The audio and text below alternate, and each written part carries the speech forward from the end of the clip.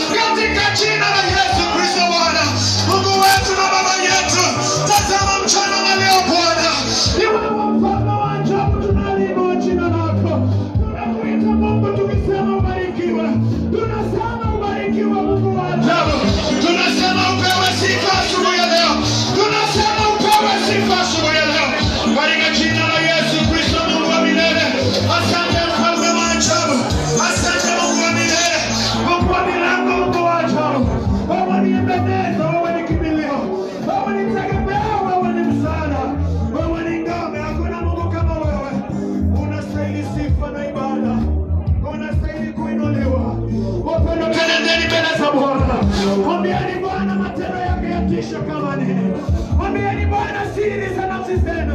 Mwambieni Bwana siri za mioyo yenu. Katika jina la Yesu Kristo. Mwambie Bwana siri. Mwambie Bwana siri za nafsi yako. Mwambie Bwana ya kwamba anatosha. Mwambie Bwana ya kwamba hastahili. Mwambie Bwana ya kwamba hastahili. Mwambie Bwana ya kwamba ni mwema. Mwambieni Bwana ni asante. Tumshukuruni Bwana kwa kuwa ni mwema. Kwa maana fadhili zake ni za milele. Baba, tunasema ni asante. Hakuna Mungu mwingine aliye kama unastahili sifa na ibada, wastahili kupewa sifa na utukufu. Hakuna Mungu mwingine aliye kama wewe. Baba, tunasema ni asante. Baba, tunasema ni asante. Baba, tunasema ni asante. Baba, tunasema ni asante. Tunasema ni asante Mungu wewe. Tunasema ni asante asubuhi ya leo. We give you praise, we give you honor. We love you Jesus. We thank you Father. We exalt you Lord. We worship you.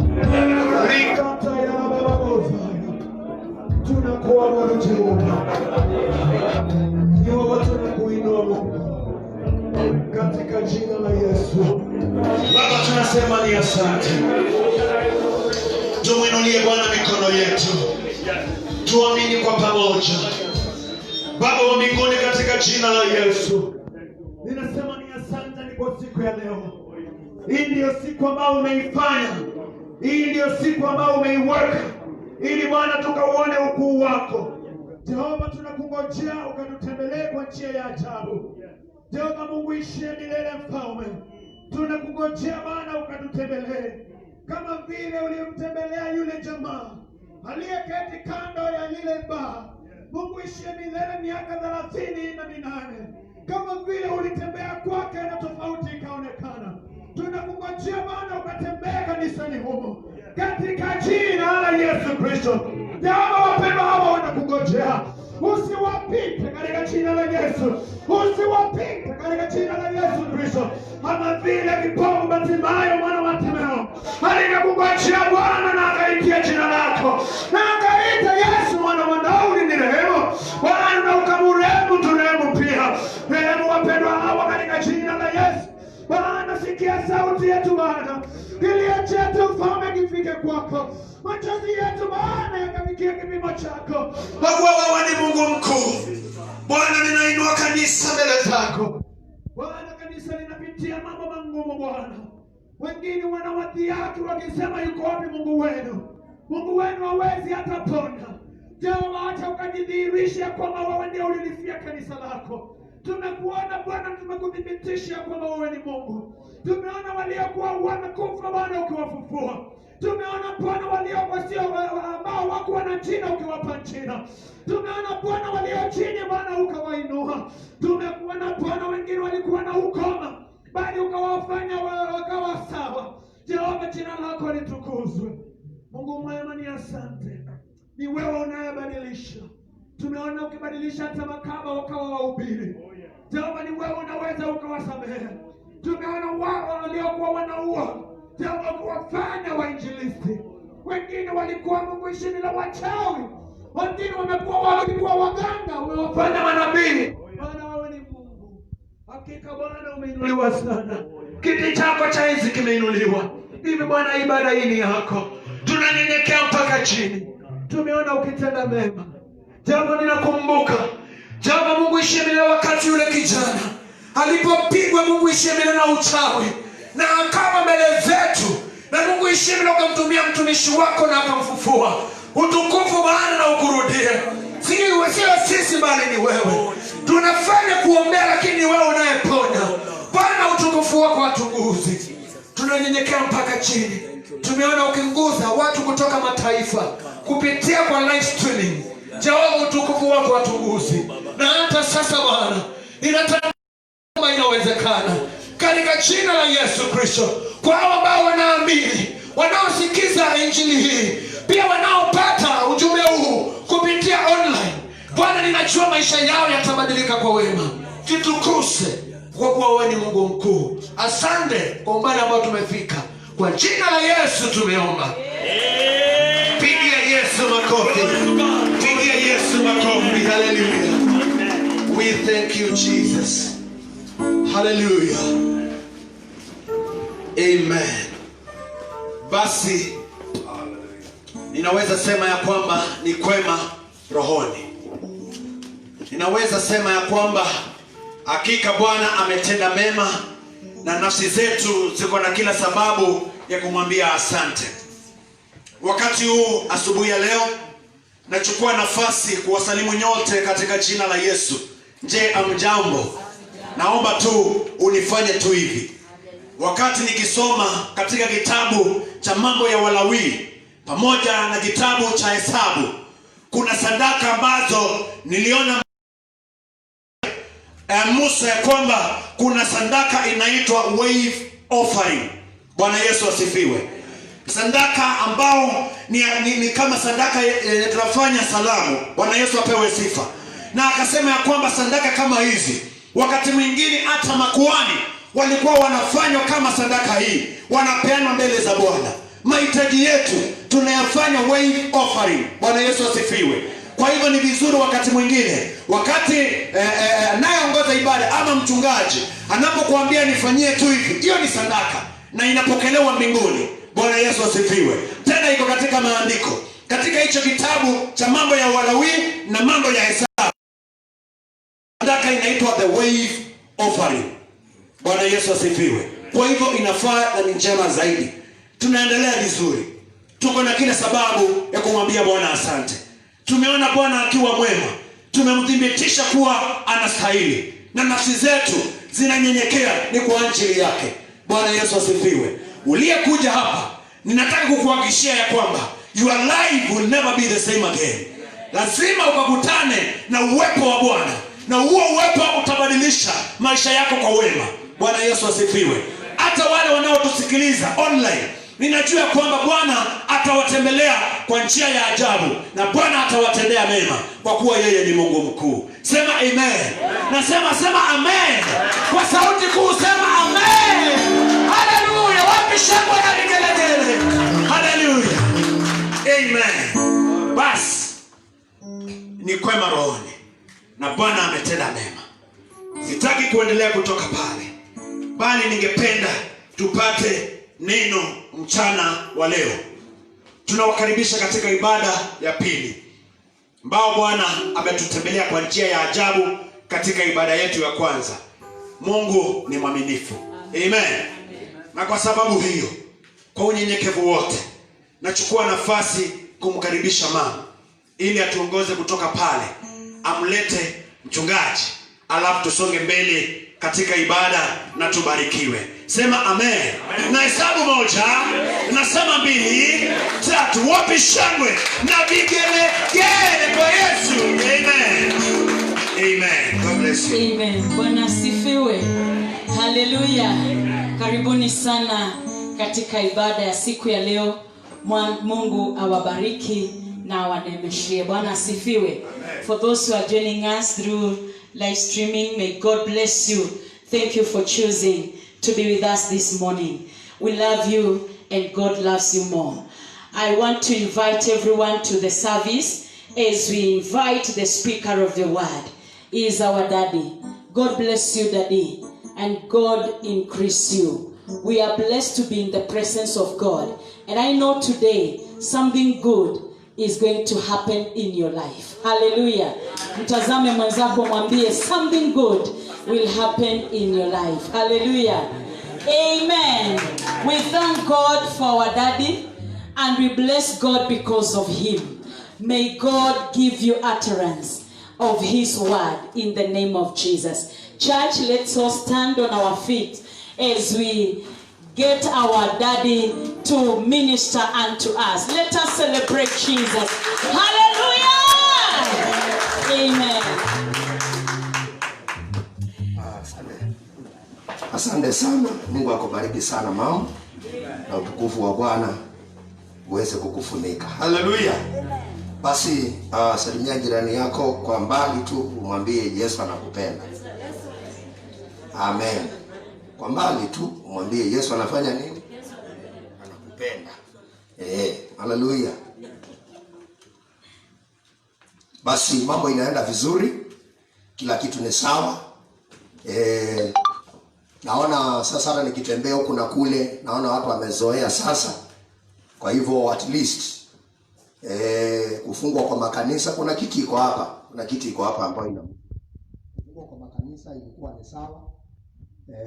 Maana pia kuna kitu nilisoma.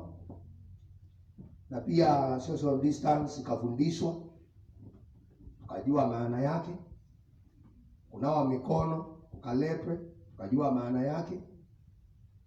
tukalete vitu vingine, dawa za mkono inaitwa sanitizer, pia tukajua maana yake, social distancing tukajua maana yake. Kwa hivyo tukiwa na hizi zote at least tunaweza tukapigana na huyo adui na tuachie hapo pengine Mungu. Sema amen. Kwa hivyo Mungu awabariki sana. Ukiwa kwa kanisa hapa ndani, vaa barakoa. Hata ni nzuri. Wakati huo wa baridi ukifunika usikii sinisi, ni nzuri, inatia joto hapo. Hivyo sawa. Amen. Hata zile vumbi za huko barabarani na wapi, weka barakoa tu. Hata corona ikienda. Sema amen. Wafalme wa pili mlango wa pili.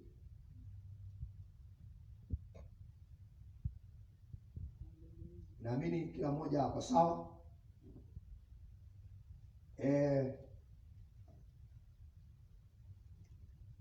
Leo nataka kunena juu ya heshima. Sema heshima. We are in salvation part what? 15. Salvation part 15. Hiyo ni kumaanisha kwamba tangu corona ianze ni 16 leo, part 16. Na tumegonga. Maana tangu corona ianze hatukusimama, tuliendelea mara hiyo hiyo. Kwa hivyo inaonekana kwamba weeks zinaenda tu, zina roll in, kumaanisha kwamba mambo Mungu anashikilia, anajua mahali anatupeleka. Amen. Nataka kunena juu ya subtitle heshima. I believe you are there in the book of 2 Kings chapter 2 from verse 11. Hapa ni wakati ule ambao hiyo sauti yangu na sina ndio kiungo tu hizo warua iweke sauti hiyo. Bwana asifiwe. Wakati ule ambapo Elijah alikuwa karibu kutwaliwa mbinguni, na Elisha alikuwa hapo akimwandama ili kwamba ahakikishe ya kwamba ananasa kitu. Sema haleluya. Hii inaitwa spiritual DNA. Sema haleluya. Yaani zile chembe chembe za damu za kiroho. Alitaka sana huyu Elisha azipate kutoka kwa Elijah. Maana alimtazama na akaona ndani yake kulikuwa na kitu na akakiheshimu. Sema amen. Wapendwa, tunapoendelea na maandiko siku ya leo ni kwamba kama utatoboa kwa chochote kile, na wewe unafanya kazi na watu katika hilo unalolifanya, basi itabidi uwe na heshima kwa wale walio mbele yako, ili kwamba wewe unayefuata upate kurithi hicho, kwa sababu umeonyesha heshima. Sema amen. Katika mambo ya kiroho tunavikosa vingi sana kwa sababu ya kutojua vile ya kujihando wakati ambapo tunahitaji mambo ya rohoni. Sema amen. Mimi ni mchungaji, na wakati ambapo unataka mambo ya kiroho kuna ile connection. Sema connection. Na Mungu ako na mitaratara, ako na protocols ambazo ameweka kwamba si yoyote atapanda kwa madhabahu atoe sauti ama ujumbe kwa vile Mungu anasema. Sio yoyote. Mungu amepanga kazi. Sema amen. Na wale ambao ameweka ili kwamba waweze kuongoza katika ibada ya sifa na ibada, au lazima wape heshima. Maana usipompa heshima na anakuongoza, kile kinatoka ndani yake hakitakufaidi. Sema haleluya. Vile vile tumishi wa Bwana, unapokaa na yeye usikawahi kumzoea mtumishi wa Bwana. maana mazoea huzaa madharau. Na wakati madharau yamezalika, sasa hapo hakuna chochote utapata kutoka kwa huyo unayemdharau, ila tu ni kupata tu patupu, nunge, sufuri. Kwa sababu gani? Kwa sababu hauoni chema kinachoweza toka ndani yake, kwa sababu umuhenzi, umheshimu. You don't respect him or her. You don't honor her or him. Kwa hivyo nao huwezi pata kitu. Sema haleluya. Mtumishi wa Bwana huyu ambaye ni Elisha alimwangalia Elijah na akaona ndani yake kulikuwa na kitu. Sema amen. Na huyu alikuwa ni mzee wa maana, Elisha. Na alipochunguza na akaona ndani ya Elisha kulikuwa na kitu, alikaa pale kumtumikia. Na ikafika wakati ambapo sasa Elijah ilikuwa ni atwaliwe mbinguni ama apelekwe mbinguni. Sasa Elisha kile kilimuokoa, japokuwa Elijah alijaribu kumdonji, lakini alimuandama, maana alijua kuna kitu ndani ya huyu mzee wa Yesu ama mzee wa Mungu. Maandiko yanasema kwamba ilifika wakati sasa ikawa ni watawanywa, maana muda wa Elijah kuondoka duniani ulikuwa umefika. Nakumbuka pale nyuma alikuwa amesha kumuuliza, wewe unataka nikuachie nini? Ama unataka nini kwangu? Akamwambia, nataka nguvu uliye nayo marandufu. Akamwambia, umeitisha kitu kikubwa, lakini kama utaniona nikiondoka, basi itakuwa heri kwako. Sema amen. Kuna vitu ambavyo ndipo upate lazima uvitumikie. Sema amen. Lazima uvifanyie kazi, maana vitu Mungu huweka ndani ya watu, na akiweka ndani ya watu inaanza kuwa urithi kwa wale wengine. Na ndipo urithi ni lazima ukae chini ya mtu. And sometimes you must learn this, that your mentor can turn to be your tormentor. Na ndipo upate hicho kiko ndani yake, you must allow the torments.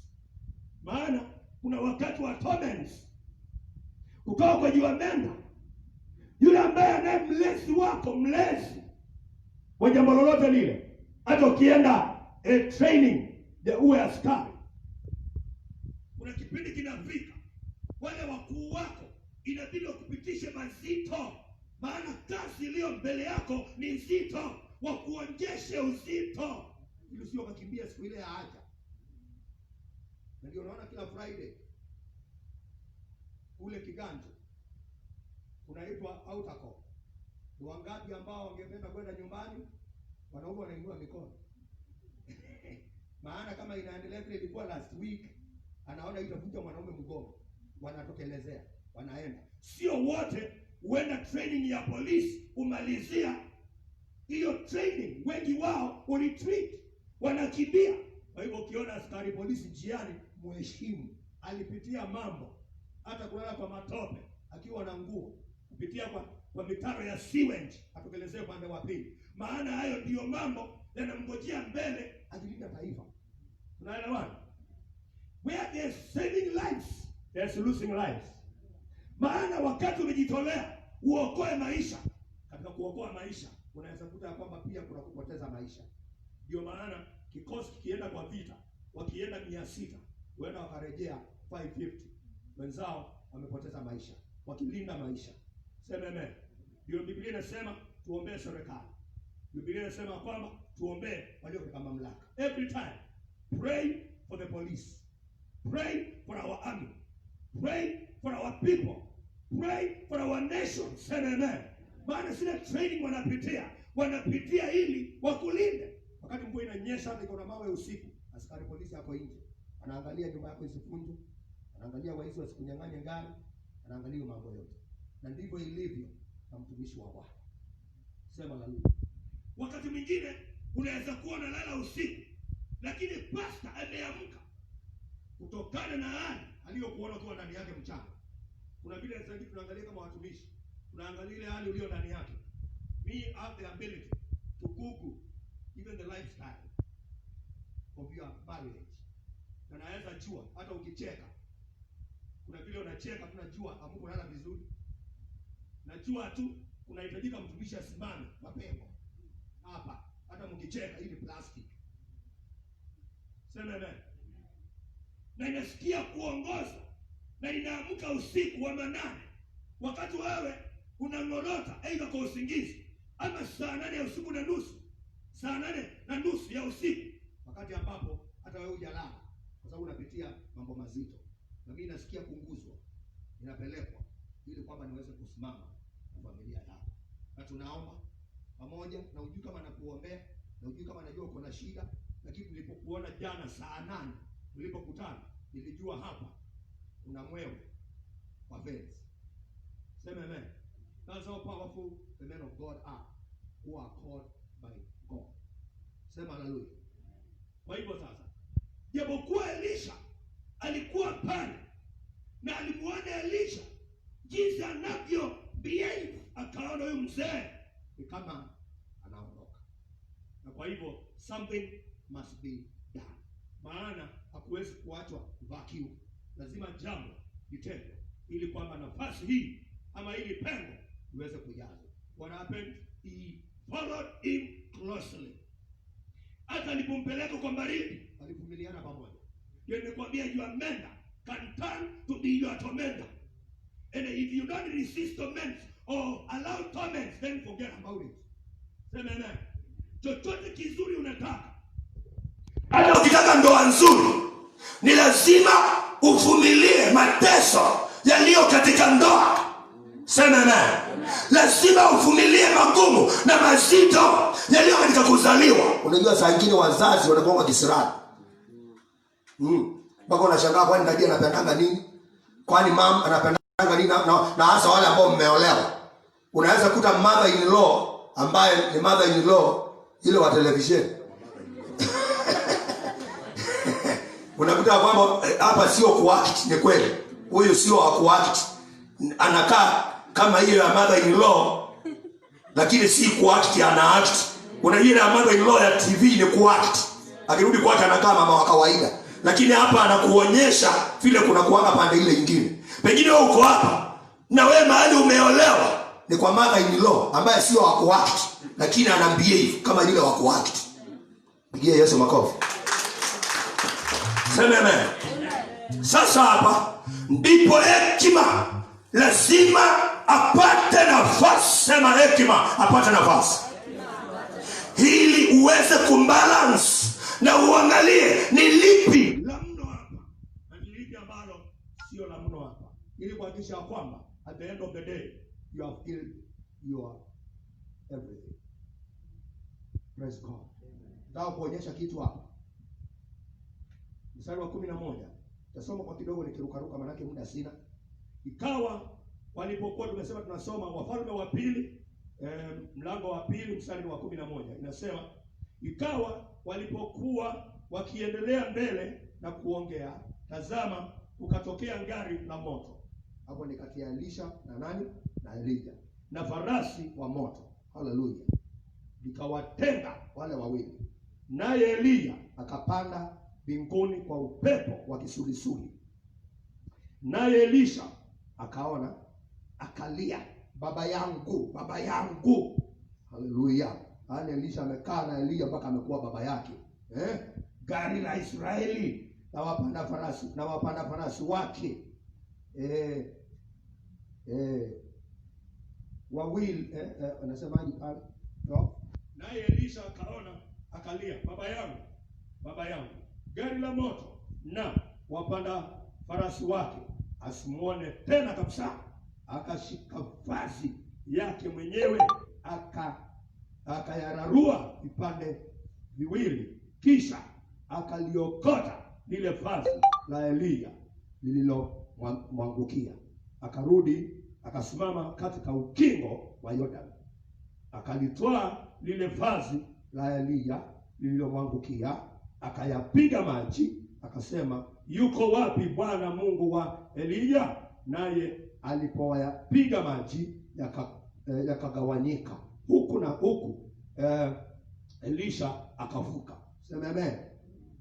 Na hao wana wa manabii waliokuwako Yeriko wakimkabili, walipomwona walisema, roho ya Eliya inakaa juu ya Elisha. Haleluya. Wakaja kuonana naye, wakainama kivundivundi mbele yake. Heshima. Sema amen. Wakainama kivipi? Kivundivundi mbele yake. Wakamwambia, angalia, wako hapa pamoja nasi watumishi wako watu 50 walio hodari. Waende kwa kuomba, wamtafute bwana wako, isiwe labda roho ya Bwana imemtwaa na kumtupa juu ya mlima mmoja au katika bonde moja. Akasema, msiwatume. Msifanye nini? Msiwatume. Wakamsisitiza hata akaona haya, akasema, haya, watumeni. Sema amen. Basi wakatuma watu 50, nao wakatafuta siku 3 wasimwone. Wakamrudia alipokuwa anakawia Yeriko, akawaambia, je, mimi sikuwaambia msiende? Sema haleluya. Baba, nasema asante kwa ajili ya neno lako. Nena nasi, zungumza nasi, nitumie kama chombo. Kwa jina la Yesu tuomba. Amen. Praise God. Unaona vile kulienda hapo? Maandiko yanasema kwamba sasa Elisha alipokuwa akitembea na Elisha, what happened? Kukatokelezea farasi, kukatokelezea gari za moto, na zikapita katikati yao, wakatawanya. Kisha pale Elisha akatwaliwa mbinguni, wala Elisha asimuone tena.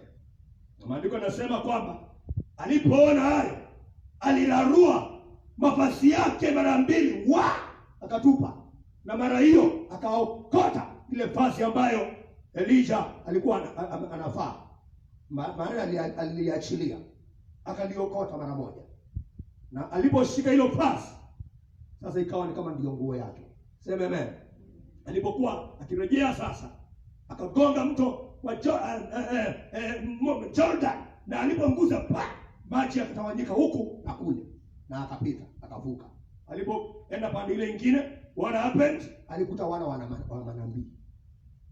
Wakamwangalia, wasema kwamba, mbona roho ya Elisha imeingia ndani ya Elisha?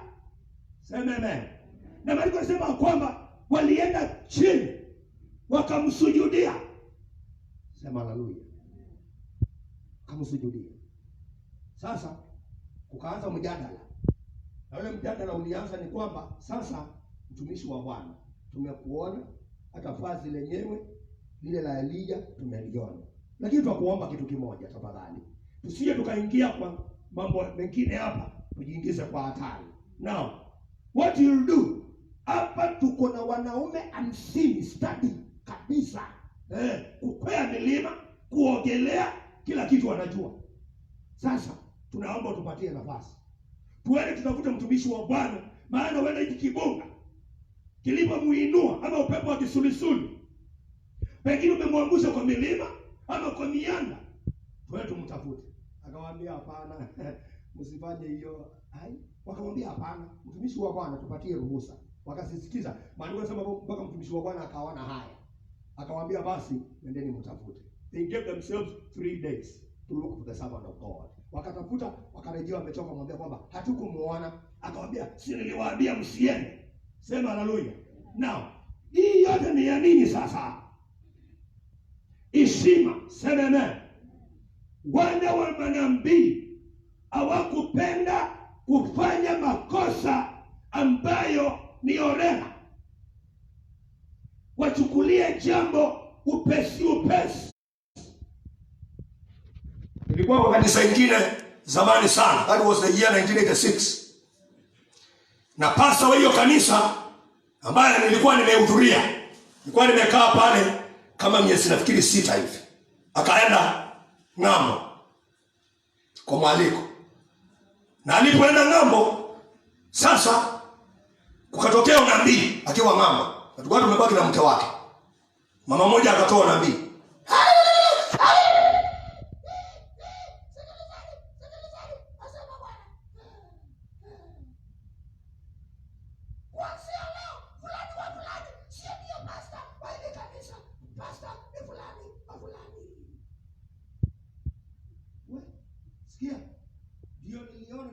kweli kuna watu wameokoka na kuna wengine si tuwaite nini.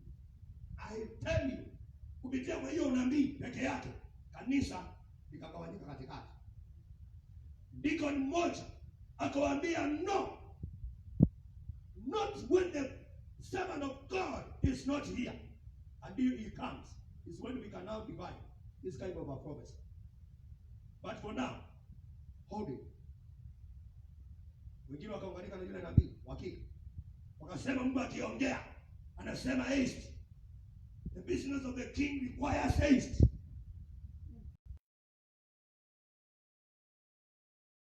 Sikai hiyo kiti, kaa kule kwa wamama, umefutwa kazi wewe na mmeo.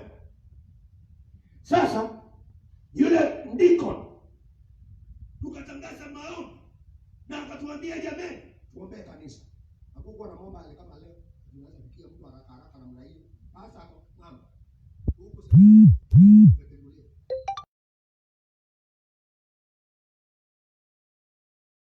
sasa vile hapa jamaa walifanya hao wana manabii hapa katika Second Kings, walitaka kuhakikisha ya kwamba hata kama Elisha umekuja na nguo ya Elijah, we must first Google to know whether it is you or not you. You don't want to take things by chances. Unaelewa jamani? Sasa hawa jamaa kukaingia mfurugano. Mfurugano ulikuwa mkubwa sana. Na mtumishi wa Bwana akamaliza miezi yake miwili na akarudi.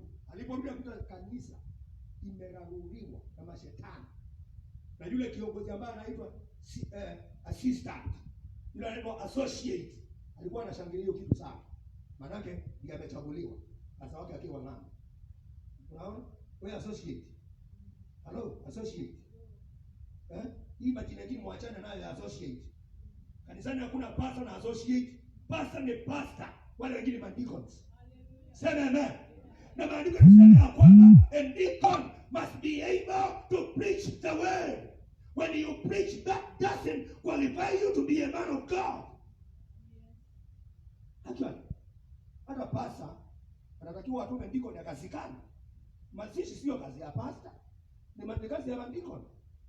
Kwenda kuangalia wagonjwa. Maandiko yanasema kitabu ya James inasema na wale wagonjwa, that is James chapter 5 verse 13 downwards. Inaongea juu kama mtu ni mgonjwa, awaite wazee wa kanisa waje wampake mafuta katika jina la Bwana. Aite wazee wa kanisa, sio mapasta. Sio kazi ya pastor kwenda kuombea wagonjwa kwa mtaa. Hiyo ni kazi ya deacons. Kwa hiyo tunapoteza wahubiri ambao ni wa maana sana. Kwa nini tunapoteza Wahubiri ambao wangekuwa watu wa muhimu sana? Ni kwa sababu ya kiburi. Unaingia kwa barabara, gari haijafungwa mataa. Ukienda Mombasa Road utaona maajabu. Gari zikitoka port, zingine ziko na dereva amekaa tu kwa mlima peke yake. Haijachelewa mbodi. Na ni gari na nguruma. Inapelekwa tena kwa Kaende General, ikafungwe bodi. Utaona ingine inaenda na haijawekwa carrier. Sema amen. Inapelekwa Kaende General, ikawekwa nini? Kitu ya kubebea. Sasa wengine wakati umenguruma tu unasema nimetosha. Na una nguvu ya kubeba washirika. Ukiletewa wanawake warembo ujui kuwaando, unawafanya wote bibi zako. maana yake una kari. Ni nchi ni pekee yake na nguruma. Sema amen. Hii kazi ya kuwa mchungaji sio kazi rahisi. Sema amen. Ndio maana na mtumishi wa Bwana alimuandama Elisha mpaka hakikishe chochote anapitia na yeye pia anapitia. Na unajua nini? Wakati aliona wakati umejipa sasa Na Elisha ametwaliwa na kibunga cha kisulisuli alipokuwa pale juu, maana alikuwa amemwaahidi kama utasubiri uone kitwaliwa, basi hiyo nguvu unasema maradufu inakuachia. Sema amen. What happened now? Elijah akaachilia ile vazi lake. Nilipokuwa nikiteremka, Elisha hakuhitaji yale yake, aliyararua ili apae vazi rasmi. Sema vazi rasmi. Sema amen. Tunaona jamani. Kuna kile ambacho tunakiita kupachikwa. Uwepo. Unakuta kumbuka kwamba unakaa chini ya mtumishi ambao umewekwa chini yake. Hata kama unasikia unatokota namna gani, hata kama uwepo unatokota ndani yako namna gani, unakaa pale chini ya mtumishi. Akikwambia hapo umeenda makosa, unakubali umeenda makosa. Unasema ningefanya nini? Fanya hivi. Unaendelea kuiva. Hata kama ukihubiri, unajua washirika ndio wanajua kuharibu mambo. Hawa onyesha kiasi tuizungusha hapo, onyesha washirika. Washirika ndio wanakuanga wameketi chini basi akihubiri.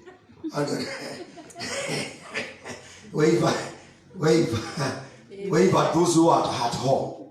Praise God. Hawa ndio wanaitwa washirika sasa.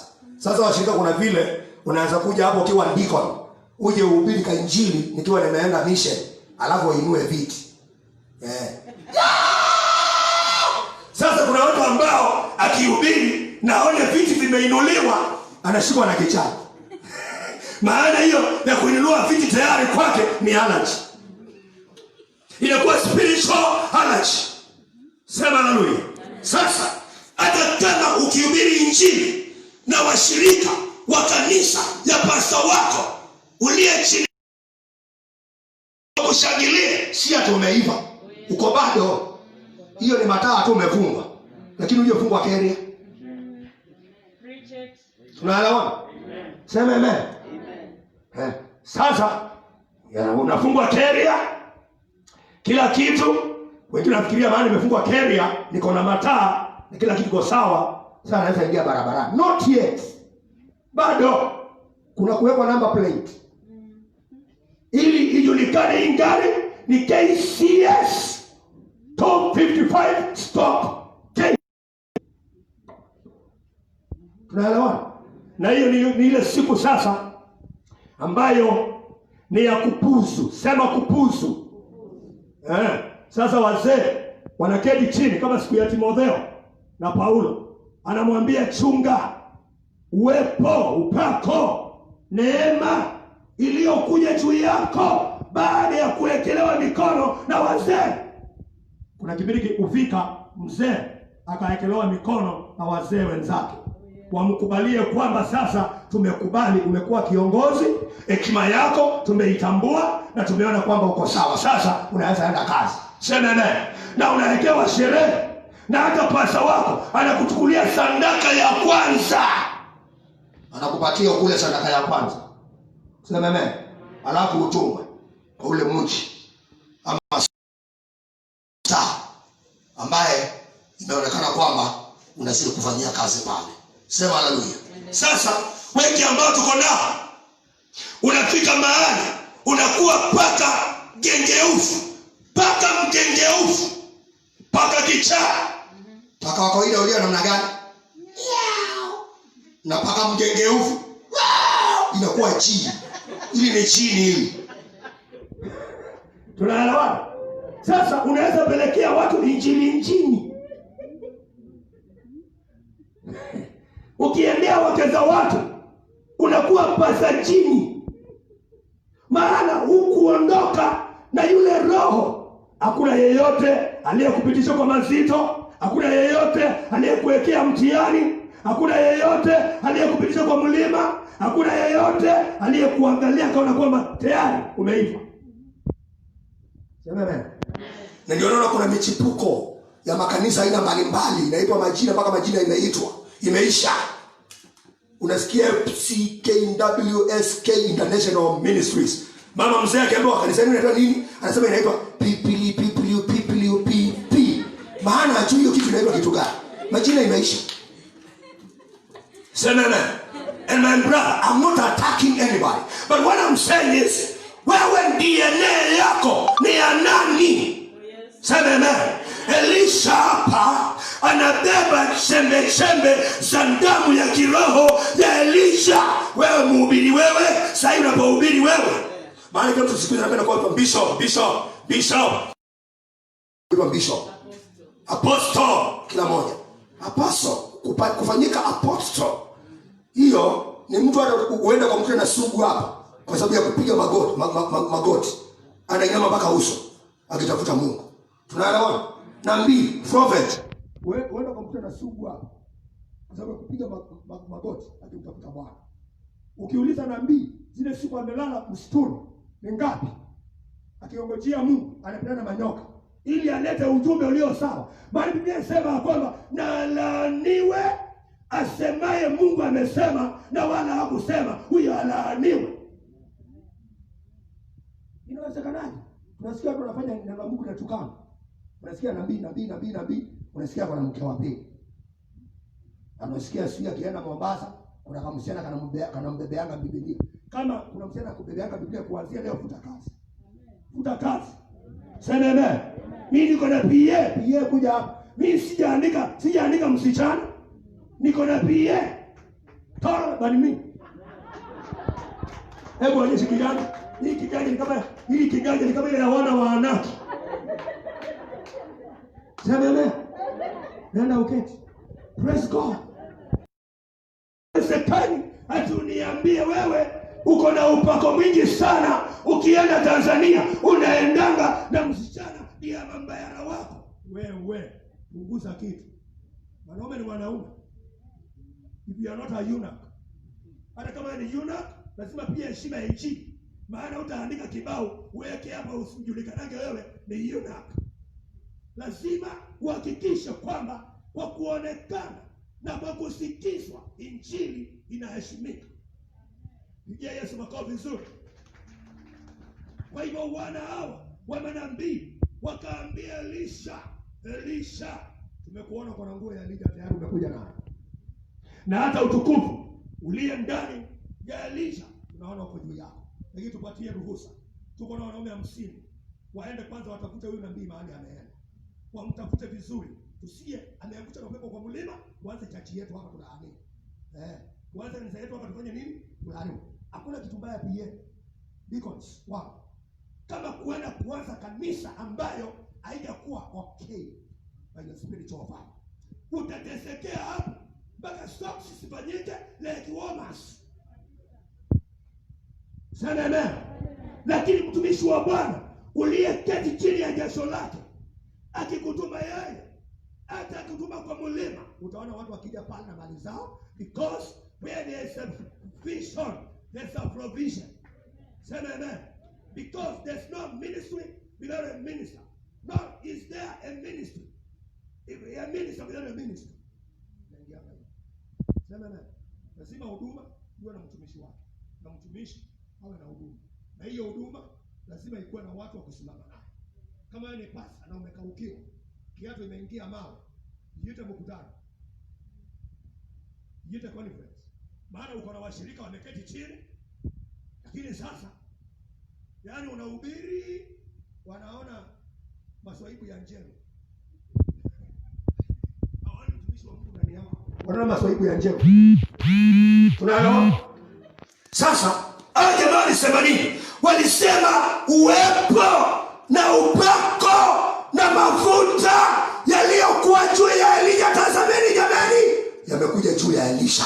Hao ni wana manabii.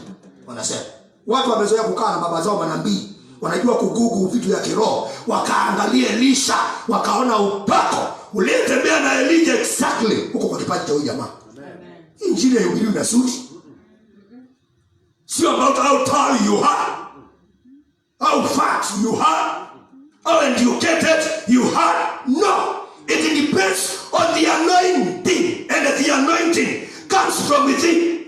Amen. Sikia, pata hii vizuri. Mbegu ya mahindi ile iliyokuweko kutoka zamani, ile Mungu aliumba mbegu moja tu ya mahindi ndio iko hata leo. Ndege unayemuona wa kiume na wa kike, hakuna wengine kutoka mahali, yaani lile Mungu aliweka ndani ya ndege wa kwanza. Mungu anafanya ile inaitwa nini? Recycling. Tunaelewana? Sasa ule uwepo ambao ulikuwa juu ya Elisha, huo uwepo hakuna mahali ulienda. Unakuwa kama mtu wa ile like a relay battle, inafanya kupeana, pa shika, wewe endesha, fika mahali fulani, wewe jenga kanisa, ikikwisha na kuita nyumbani upumzike, kiburi kisije kikakushika, na lete mwingine aingie aendeshe kazi. Na ndio nasema kwamba wale wachungaji ambao wanajenga makanisa kama sisi, unaweza songa hapo tuone hii kitu. Songesha hiyo kiti secretary kidogo. Hapo. Hebu mulika kidogo hii kitu hii. Hii kitu kuna vile unaweza jenga ukaingiwa na kiburi. Ukaona ni kama utatoka hapa duniani. Na ukiona mwanaume mwingine anainuliwa, unaanza kumcastrate. Kuua mbegu zake za kiume cha kiroho. Unakuwa akuwe towashi ili kwamba asiyakarithi hii nyumba. Unasema I have invested too much on this building. Sasa hiyo ndio inaitwa kiburi. Mimi hakuna kitu nimeinvest hapa. Maana uzima ni bora kuliko chochote ambacho nimeweka pale. So anybody can be a pastor of this house. Sema amen. Ulika hapa. Wale ambao mko na kiburi. Unajenga kanisa na unaona kama utaishi hapo milele. Paulo alikuwa hapa akiwa na upako wa juu kuliko huo wako. Na leo yuko unamuongea kama historia. Hata mimi nitaongea kama historia. Kile cha msingi ni ufanye kazi wakati wako. Sema amen. Uhubiri injili, utoe jasho wakati wako ili ukilala wana wengine wainuke waendeshe injili, maana ni mbegu za kiroho, chembe chembe ya mbegu za kiroho. Unaachia mwingine. This is powerful. Sema amen. Kama wewe ni mwalimu na kupitia kwa mikono yako hakuna mtoto anaweza enda university resign. Kama mambo yako wewe. Kama wewe ni pastor na kupitia mikononi mwako mtu aje sigara, rudisha Biblia na kitabu ya wimbo mara moja. Tunaelewana wapendwa? Lazima tuonyeshe kwamba ule wito ambao umetiwa ndani yetu tunaubeba kikamilifu, na tuhakikisha kwamba hata kama itakuachi, yes, utakuwa umekamilisha kazi vizuri. Amen. Walienda milimani, wakaenda mabondeni. Nakumbuka tumeambiwa walimwambia wako study, wako na ujuzi wa hali ya juu, 50 men. Tuko nao hapa. Wale wanajua kukwea milima, wanajua kukwea milima ya baridi kila mahali. Tuwatume wale watafute man of God. MOG. Ili kwamba tujue mahali yako na tujue status. Wewe kama umeanguka kwa milima. Wewe kama upepo uliishia uko juu nguvu, ukamshusha kwa mito. Waogeleaje pia wakuwe. Mpaka tuhakisha kwamba hayuko. Wakaenda 3 days wakarejea. Wakamwambia man of God tumeinua mikono. Now I want to finish. Mstari wa 19. Baada ya kuwa approved, God rewards you with respect and honor from people. Tusome. Watu wa mjini wakamwambia Elisha, angalia, twakusihi mahali pa mji huu ni pazuri. Amen. Kama bwana wangu aonavyo. Lakini maji yake hayafai na inchi uzaa mapooza. Halo? Akasema nileteeni chombo kipya, mtie chumvi ndani yake. Wakamletea. Akatoka, akaenda mpaka chemichemi ya maji. Akatupa ile chumvi humo ndani. Akasema, Bwana asema hivi, nimeyaponya maji haya. Amen. Hakutatoka huko tena kufa wala kuzaa mapooza. Hivyo yake maji yakapona hata leo. Sema amen. Hivyo yale maji 22. Hivyo yale maji yakapona hata lini?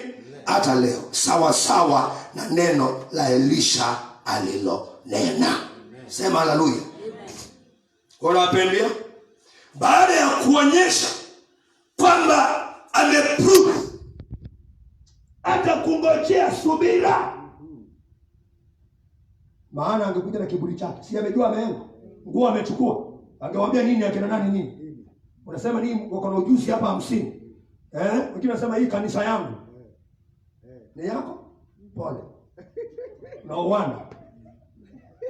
Hii kanisa yangu. Mlango umefunguliwa kama wa polisi. 24/7. Kama uridhiki ukiwa kwa hii kanisa yangu, shika mkeo mkono na muishie mfute mbasi. Tokomee na mkalaaniwa. Kanisa yake. Tunaelewa? Elisha japokuwa alijua ako na full mandate, alipeana nafasi hata achunguzwe. Na akapewa wachunguzi nafasi, wakachunguza mpaka jua kabisa mtumishi wa Bwana anaenda mbinguni. Sasa waliporejea, ikawa ule upako umeseto juu ya Elisha bila mabishano. Sasa what happened? Tayari watu wakamletea mahitaji, wakamwambia Bwana. Yule mzee alikuwa anawakilisha kijiji kizima, akaenda kwa Elisha akamwambia, bwana wangu, mji huu ni mzuri sana kama vile bwana wangu anavyoona, very beautiful.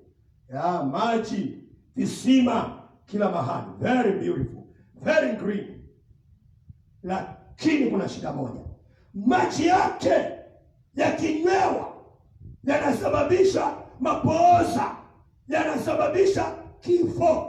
Wanawake wakiyanywa mimba zao zinatoka, wana afya. Maji iko na shida mtumishi.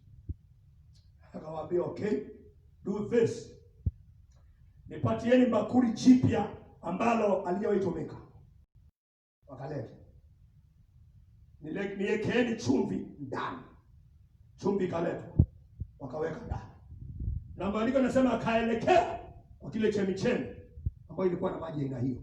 Na alipoenda kule akaweka ile chumvi ndani ya yale maji. Angalia hapa sasa. Angalia science hapa sasa. Maji, wataka una maji matamu, imeweka chumvi ndani. What do you expect?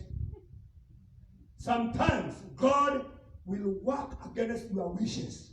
Because if he work according to your wishes, he will not be called God. Sema amen. Akatumia njia ambayo ni ya kuchanganya kabisa. Akasema, bakuli jipya, weka chumvi, twende kwa chemichemi. Na akasema kuanzia leo, kama vile Mungu aishivyo, hakutakuwa na mapooza wala mauti yeyote akiwa ya maji, kama vile Bwana asemavyo. Na tangu siku hiyo maandiko yanatuambia kwamba yale maji yakapona hata leo. Sema amen. The miracle which is done by God will be permanent. Pigia Yesu makofi vizuri. It will be permanent. Sio zile miujiza ambao zinauzwa. Nilikuta mwingine mahali ameweka mahema 6. Anasema hema ya kwanza. Alishaongea mpaka sauti iko tena. Hema ya kwanza unaandikisha jina. Hema ya pili unatoa dhabihu. Hema ya tatu unasimamisha sadaka ya uchungu. I tell you, watu wameumia. Na unajua mnataka vitu ya haraka. Muujiza mara moja. Ndugu sikia nikwambie, whatever is done by God will be permanent. Amen. Hallelujah. Wale walikuwa wameahidiwa muujiza wa 6 months, in 6 months.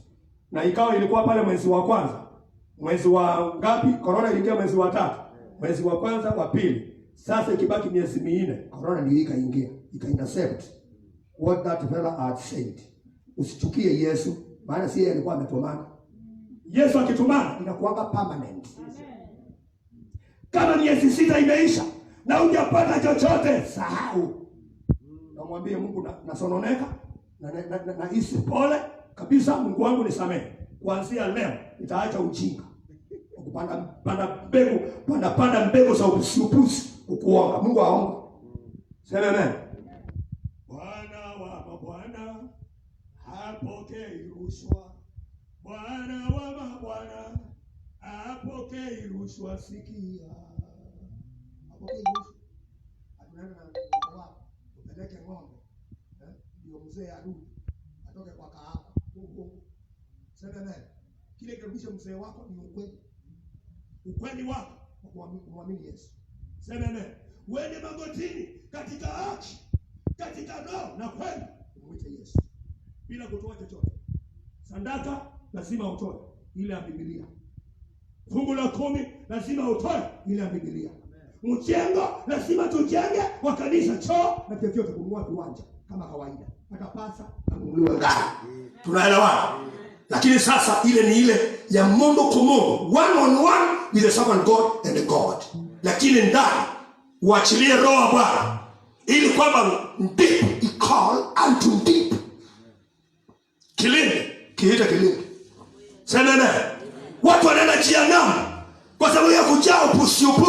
Ndugu yangu, kwenda mbinguni sio lele mama. Ni lazima ukaze mwendo. Sema na ukiwa katika roho wa kweli, ndugu yangu. Hata ukiingia kwa kanisa ambao ni ya uongo, roho anakuambia utasikia umekosa amani tangu ulipoingia kwa mlango. Umekosa amani. Wakiinua mikono unaanza kukula nyama. Ukiketi chini umechoka kama umebeba bahari nzima. Utajua. Lakini bali kuna uwepo. Hata kama ukienda Amerika na uingie kwa kanisa ambalo liko na roho wa Bwana, unasikia viungo vinaokuruka peke yake tu. Unasikia kuchangamka. Sema amen. Maana roho wa Bwana ako pale, na hiyo roho wa Bwana ako pale yako ndani yako. Lakini wale wa Kiislamu unaenda kwa Kiislamu. Ndio unaona wengine wanahama makanisa, unahama makanisa mpaka hata ujui ya mwisho ilikuwa inaipa nini. Uliona nini ile unajua ni limited. Sema amen. Sema haleluya. Tunaelewana wapendwa? Kilindi huita kilindi. Na ukishaokoka, sema nikishaokoka. Kile cha kutafuta ni kuwa katika kweli na Roho Mtakatifu, ili kwamba popote ulipo usipigwe chenga na ibilisi. Sema amen. Sasa huyu mtumishi wa Bwana Elisha, watu wakamuendea, wakaweka matumaini yao ndani yao, maana ndani yake aliona Mungu, na huyo Mungu alikuwa ndani yake sio yule wa kawaida, sio yule wale deacon walimzoea, alifuata Elijah. Hata nguo zake maandiko yametuambia alirarua mara 2 na akachukua ile ya Elijah. Sasa akaanza kuoperate nayo. Sikia nikwambie ndugu, kama kuna wengine ambao kama utajitia moyo uende ukaone pasa wako aliyemkosea, utatia bidii tu. Wengine wakilia kuhubiri ni kutoa sauti kubwa na kukimbia kutoka pembe mpaka pembe ya madhabahu, na kutoa koti upeane ushikiwe, na kurushia watu kiatu wakianguka. Hata siri iko hapo. Hakuna mtu hawezi angusha watu. Hiyo ni miujiza cheap sana hiyo kwa kuangusha watu. Tena hata kuangusha hiyo sio sana vile kama utakatifu. Maana sasa nashangaa wewe unaekelewa mikono unaanguka. Unaanguka ukiwa huko utoi sadaka, na unainuka ukiwa bado utoi sadaka. Ulikuwa umeangushwa na nini? Sasa wewe unaanguka hapo chini, unaanza kuagaaga hapo chini, na uliamka kwa mpango wa kando. Alafu ukiamka hapo chini unajipanguza vumbi na unapitia kwa mpango wa kando kumpelekea credit ya 50. Sasa hiyo kitu ilikuwa imekuangusha, unaweza kumwambia nini? Ni kama hatuna habari. Pigia Yesu makofi vizuri. Sema amen. Kama utiifu haupo, hata ufanye sarakasi, utafanya sarakasi uishie na kanza yako. Maana ulijiongelesha udanganye watu kwa upako. Sema amen. Musa alikuwa kigugumizi. Namalizia hapo. Moses was a stammerer. Angeongea hapo mboeke nyote. Nani alikuwa mkalimani wake? Aaron. Sasa Aaron alikuwa super kwa kuongea. Na ndipo akamwambia, sasa utafanya hivi. Wewe Aaron utakuwa mshirika wa Musa, na Musa kwamba atakuwa kama nani? Mungu. Sawa? Wewe utaongea yale ambayo nitakuagiza. Atakuagiza uongee. Kwa hivyo Musa angeongea aseme hivi.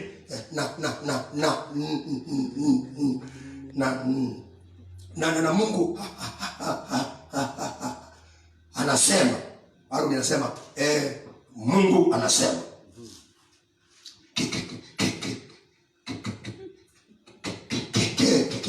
So kila mmoja hajitakaze, maana Mungu atatutembelea. Anasema kesho kila mmoja ajitakase kwa sababu Mungu atatutembelea. Sasa Harun kwa alikuwa msemi wa haraka, Hiyo haikufanya ampigia Musa mataa apite. Acha kizungu mingi wewe. Pigia Yesu makofi vizuri. That is powerful. Sema amen. Unajua naomba anafikiria akienda university na akikuja, maana pasa wake ni wa form 4, kizungu anaongea kiunganisha vibaya. Anataka sasa, anasema sasa mahali tumefika jameni, tunaenda digital, na kwa hivyo mnaona kanisa imejaa mayouth mpo, wanasema wewe mayouth chara. Sasa atenganisha chukuliwa na mtu wa kizungu. Sikia nikwambie, kizungu na kiroho ni vitu kwa mbali sana. Sema amen. Kile kinahitajika ni Roho Mtakatifu. Sema amen. Afanye kazi hata kama mtu anakugumiza. That is powerful. Yes. I want to finish here for today. Tutaendelea Jumapili. Sema amen. Sema haleluya. Ukisikia mmoja anasema kwamba anataka manake amesikia kitu imeingia ndani yake atoe sadaka. Na kwanza unatafuta ile bwana change. Sawa tu.